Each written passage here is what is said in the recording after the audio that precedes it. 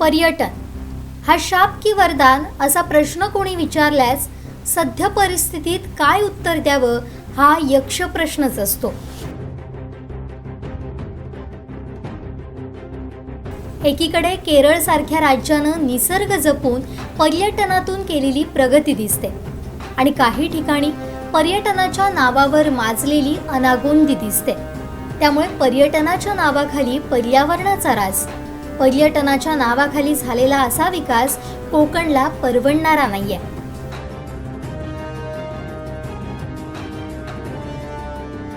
इथल्या पर्यावरणाचं, संस्कृतीचं रक्षण करून शाश्वत असं पर्यटन इथं वाढायला हवं।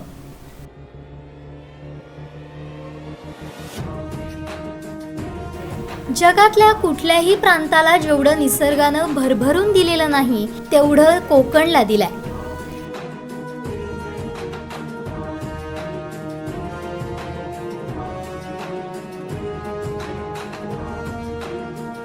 पिढ्यानपिढ्या शाश्वत रोजगार देण्याची क्षमता कोकणात आहे। याची दूरदृष्टी मात्र राज्यकर्त्यांकडे अजूनपर्यंत दिसून आलेली नाही। जगातल्या अनेक देशांची अर्थव्यवस्था फक्त पर्यटनावर अवलंबून आहे। निसर्गाला कोणतीही बाधा न पोहोचवता अनेक देशांनी ते करून दाखवलंय।